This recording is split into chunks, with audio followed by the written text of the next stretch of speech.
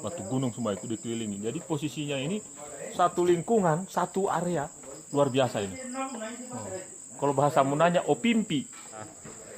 Semua di sini hari ini baru datang semua. Saya baru datang dari Kendari langsung ke sini, belum sampai di rumah. Dan ternyata ustadznya juga ini tadi 32 kilo hanya untuk kembali ke sini karena ada tamu katanya dari Jakarta. Tamu luar biasa. Tamu luar biasa. Kalau ini lagi satu ini dari kampung, dari Kendari.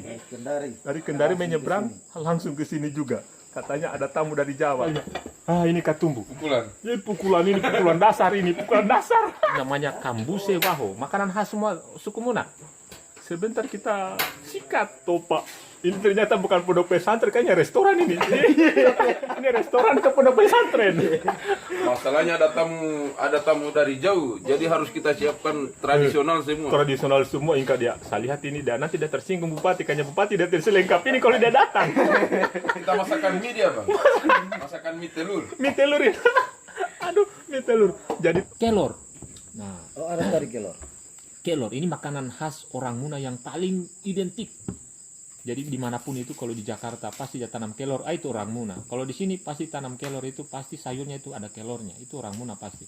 Dan ternyata dia viralnya itu daun kelor itu ketika pandemi COVID.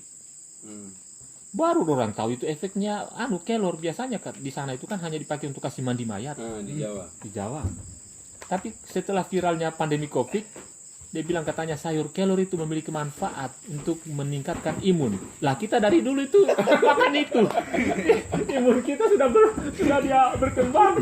Kalau programnya kita di Mantobua itu, sampai kita namakan Kampung Quran Mantobua dengan doa mudah-mudahan Al-Quran itu bisa menyebar ke seluruh Mantobua. Itu mulai 2017. Oh, 2017. Programnya kita awali sebenarnya tujuan utamanya kita itu supaya masjid bisa makmur. Oh, memakmurkan masjid. Memakmurkan masjid. Jadi ini salah satu pemuda masa depan harapan bangsa. Ya kan? Terlihat dari jenggotnya tuh sama seperti saya. Mirip-mirip. Mirip-mirip tuh. Ini dilihat ini kan luas sekali lahannya ini. Siapa yang berinvestasi untuk? Jadi alhamdulillah setelah terpilihnya Pak Bupati yang sekarang itu untuk periode kedua, itu kita langsung dipanggil carikan lahan di Mantobua untuk kita bangun pesantren. Luar biasa. Sampai kita pun sebenarnya bingung di mana lahan yang bisa kita cari untuk jadikan lahan pesantren. Beliau sendiri pun yang tunjuk di sini, saya mau di tempat yang ini, katanya coba carikan siapa pemiliknya supaya kita beli, supaya kita. Dan alhamdulillah sekarang luasnya itu kurang lebih sekitar 5 hektar dan semuanya itu dihibahkan oleh Bapak Bupati Muna Pak Rusman Embang untuk pembangunan pesantren ke yayasan. Luar biasa, 5 hektar. 5 hektar. 5 hektar. Dan rencananya masih mau tambah lagi. Masih mau tambah lagi. Dengan target dia 20-an lah. 20-an hektar. Rencana akan dibangun apa saja di sini? Namanya pondok pesantren kan ya untuk menimba ilmu, untuk bersekolah, apakah jenjang SD, SMP? Rencananya nanti ini selain pesantren dan pendidikan, ada mau dijadikan sebagai tempat peternakan. Peternakan. Rencana yang itu belum terrealisasi, masih bermasalah dengan lahan karena di sini nih banyak ular. Oh, banyak ular. Berarti kita bisa ternak ular.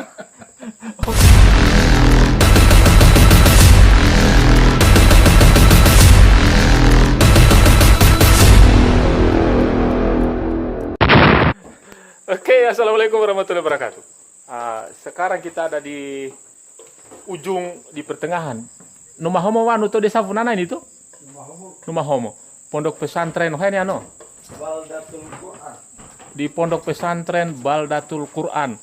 Nah, ini tadi saya sempat bilang bahwa ini satu-satunya nanti pondok pesantren yang unik dan dari sisi kontur tanah geografisnya kemungkinan ini yang akan jadi yang terbaik nanti kalau master plan-nya nanti mendukung, mensupport. Ini akan menjadi pondok pesantren yang terbaik di Indonesia, bahkan di dunia. Ini hanya ada di sini, karena di sini pondok pesantren ini dikelilingi sama kars batu kapur, apa namanya, kars yang ini dikelilingi dengan kars-kars di sekitar sini ini. Kebetulan ini batu apa begitu? Batu karang kan? Kars, ya. Jadi itu kita lihat kontur-konturnya itu gunung-gunung, itu batu kapur, batu karang bukan batu kapur itu. Batu-batu gunung. Batu gunung semua itu dikelilingi. Jadi posisinya ini satu lingkungan, satu area luar biasa ini. Kalau bahasa Munanya opimpi. Dikelilingi pimpi. Pimpi itu jadi pimpi itu batu gunung yang keras, batu keras yang yang curam gitu, curam. Tidak tahu bahasanya, kemudian nilai sendiri saja. Karena banyak orang Muna juga di sini nih. Ini luar biasa. Luar biasa ini desainnya, saya suka sekali. Karena mungkin kita setiap hari di sana lihat itu bangunan tinggi, di sini kita lihat ini di bawah tanaman jagung. Kalau lapar di sini tidak susah. Nah, ini ada semua di sini hari ini baru datang semua. Saya baru datang dari Kendari langsung ke sini, belum sampai di rumah.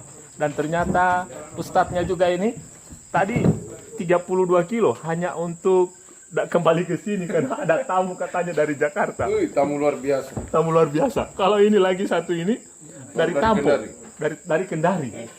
Dari Kendari menyeberang langsung ke sini juga. Katanya ada tamu dari Jawa.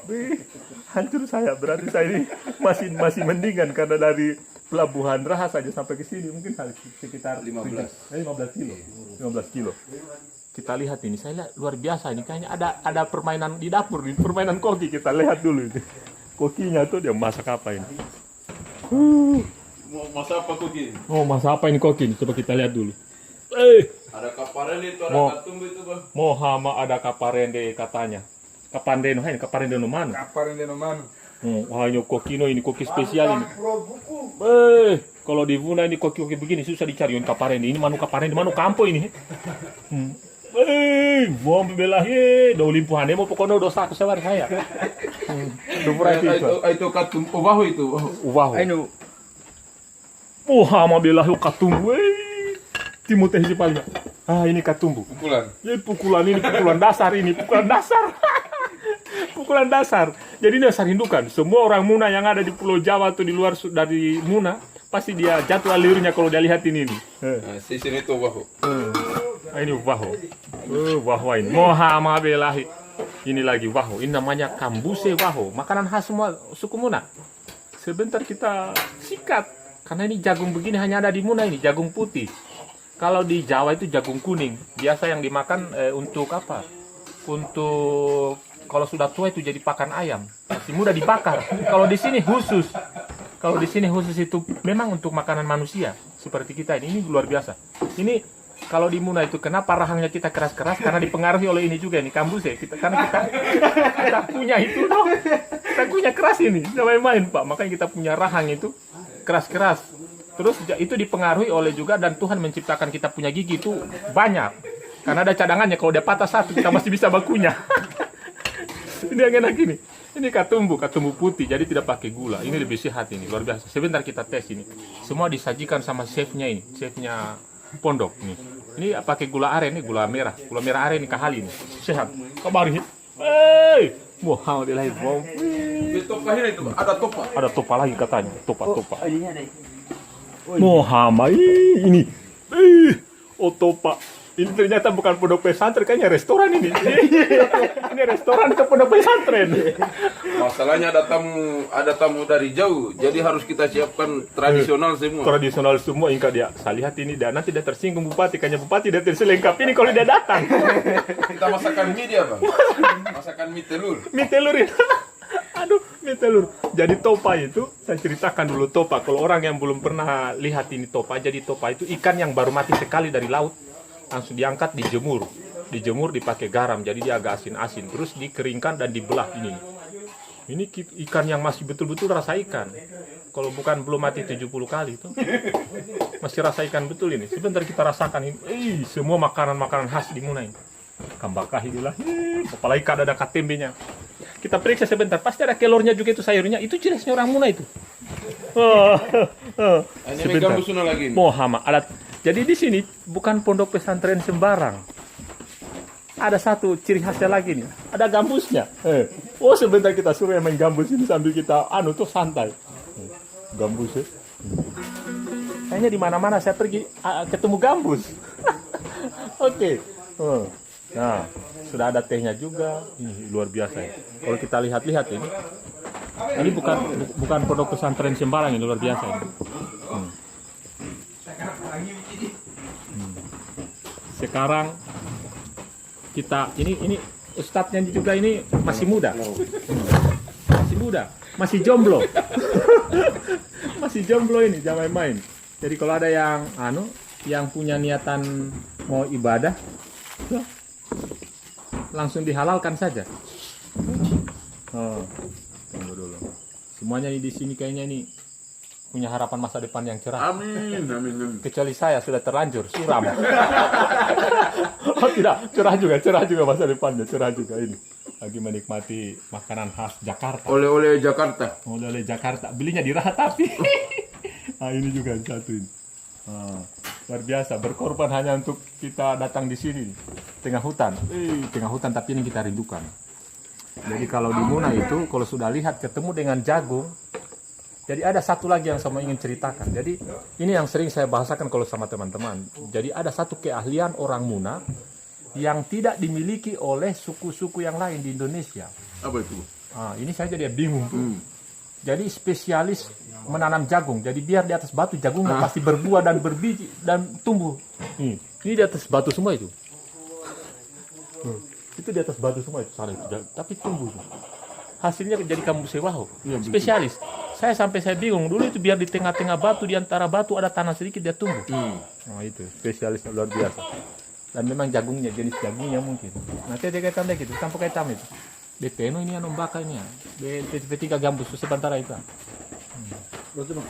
Roti itu. Aneh mau balano. Rotinya orang Jakarta. Dibeli di Raha tapi. Dibeli di Raha, iya.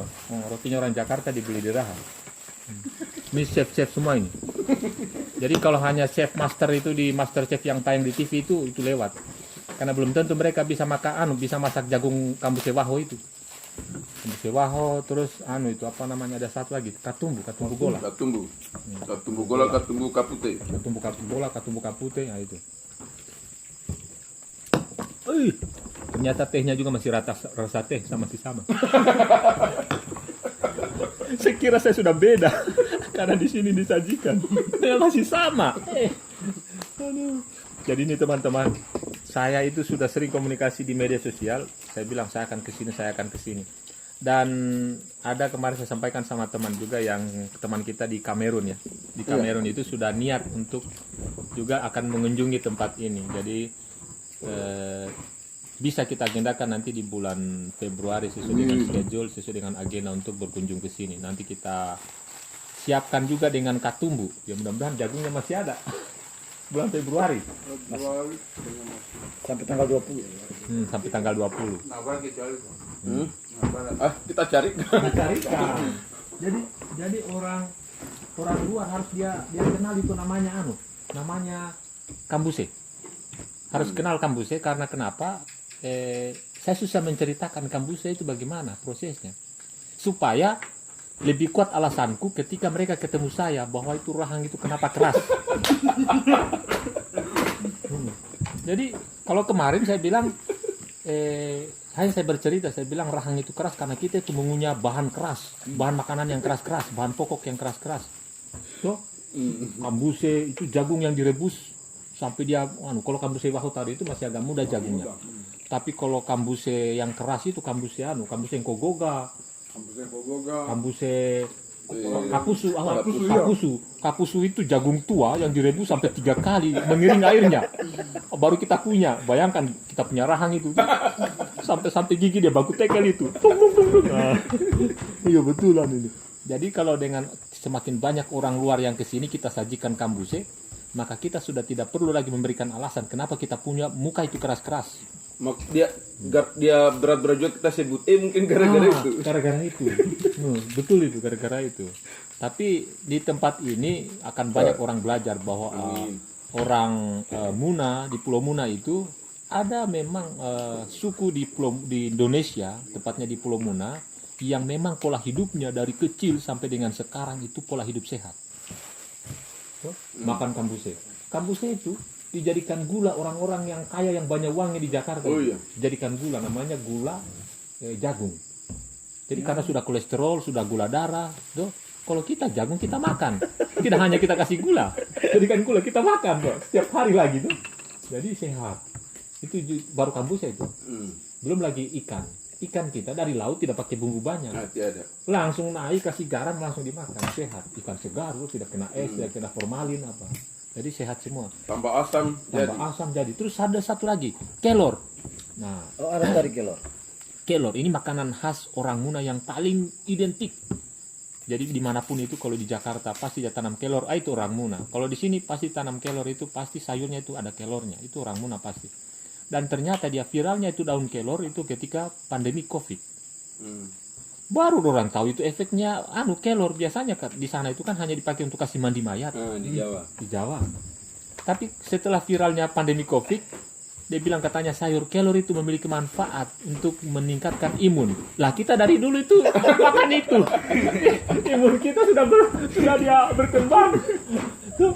Sudah berkembang itu. Jadi tapi itu banyak cerita-cerita yang harus orang saksikan sendiri di Muna ini, bahwa satu pulau di Indonesia itu punya punya cerita yang tidak dimiliki oleh daerah lain. Inilah salah satu kekayaan ragam suku budaya di Indonesia. Tapi jangan kemana-mana, Mas, kita lanjut sebentar. Ada sesi main gambus. Kita tunggu sesi main gambus. Makan tradisional dulu, habis itu sesi main gambus. Makin tradisional. Tapi sebelumnya kita tanya-tanya dulu statnya ini. Ini statnya ini, coba mungkin bagaimana kamu mengharap? Oh begini, begini. Nah begini. Saya mau tanya-tanya dulu ini, karena ini jujur Ustadz ini ahli fikih. Saya tidak ahli juga, tapi tahu sedikit lah. Tahu Fikih sedikit. mazhab Syafi'i, karena waktu di pondok kita fokusnya mazhab Syafi'i. Oh, mazhab Syafi'i. Jadi dulu pondok di daerah mana di Jawa sana pondok? Saya pertama itu 2004 di Sragen, Sragen. yang dekat Solo. Dekat Solo. Habis itu sekitar 2012 atau 2013 ke Magelang. Magelang, ya Magelang. Magelang itu kita belajar nahwu sorof, kita belajar fikih, dan sana terakhir di Bandung Bandung. itu belajar hadis, tapi tidak lama. Wah, luar biasa. Setidaknya pulang di kampung membangun langsung, Alhamdulillah. menginisiasi untuk pondok pesantren. Jadi ini sebenarnya tahun berapa dia mulai ini pondok pesantren ini? Kalau programnya kita di Mantobo itu sampai kita namakan Kampung Quran Mantobo, dengan doa mudah-mudahan Al-Quran itu bisa menyebar ke seluruh Mantobo, itu mulai 2017. Oh, 2017. Nah, programnya kita awali sebenarnya tujuan utamanya kita itu supaya masjid bisa makmur. Oh, memakmurkan masjid. Memakmurkan masjid. Nah, tapi bagaimana caranya kita memakmurkan masjid? Kita tidak memiliki kira-kira seperti apa caranya nanti.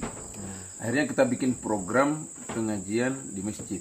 Nah, waktunya pun kita tidak bikin habis asar, kita bikin antara maghrib dan isya, sehingga nanti maghrib ke isya itu ramai terus di masjid. Nah, dan dari sana alhamdulillah banyak yang terketuk hatinya untuk turut meramaikan masjid. Kurang lebih seperti itu. Kurang lebih seperti itu. Jadi ini salah satu pemuda masa depan harapan bangsa. Ya kan? Terlihat dari jenggotnya tuh sama seperti saya. Mirip-mirip. Mirip-mirip tuh. Jadi alhamdulillah ini di Desa Mantobua. Ini saya tadi hampir kesasar. Sampai dipesan, jangan memaksakan diri untuk cari. Karena yang pertama tidak ada sinyal. Saya tunggu di depan katanya. Dan memang jalanannya luar biasa. Jadi aksesnya pun sudah terbuka sebenarnya. Ini luar biasa ya. Sebenarnya kalau ini dilihat, ini kan luas sekali ya lahannya ini. Siapa yang berinvestasi untuk? Jadi alhamdulillah setelah terpilihnya Pak Bupati yang sekarang itu untuk periode kedua, itu kita langsung dipanggil carikan lahan di Mantobua untuk kita bangun pesantren. Luar biasa. Sampai kita pun sebenarnya bingung di mana lahan yang bisa kita cari untuk jadikan lahan pesantren. Beliau sendiri pun yang tunjuk di sini, saya mau di tempat yang ini, katanya coba carikan siapa pemiliknya supaya kita beli, supaya kita. Dan alhamdulillah sekarang luasnya itu kurang lebih sekitar 5 hektar dan semuanya itu dihibahkan oleh Bapak Bupati Muna Pak Rusman Emba untuk pembangunan pesantren ke yayasan. Luar biasa, 5 hektar. 5 hektar. 5 hektar. Dan rencananya masih mau tambah lagi. Masih mau tambah lagi. Dengan target dia 20-an lah. 20-an hektar. Iya, karena rencananya pesantren ini agrokultural. Oh, pesantren agrokultural dengan target 20 hektar dan sekarang ini tersedia 5 hektar. Nah, rencana akan dibangun apa saja di sini? Namanya pondok pesantren kan ya untuk menimba ilmu, untuk bersekolah, apakah jenjang SD, SMP?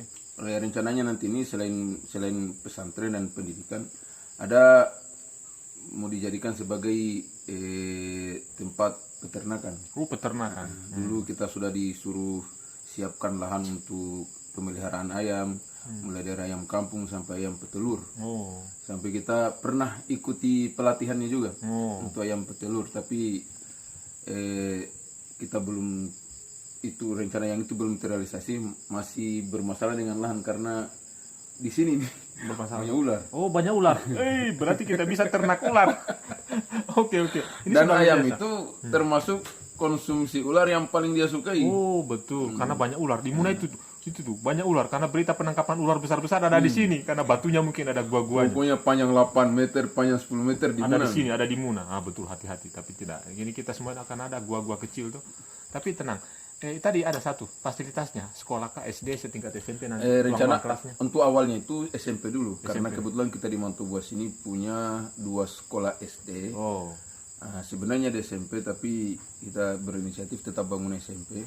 Karena untuk SD itu kita masih biarkan tetap SD yang ada di dalam Mantobuas ini. ada di dalam Mantobuas dulu untuk beroperasi. Untuk tinggal nanti SMP-nya untuk disupport karena SMP-nya mungkin jauh.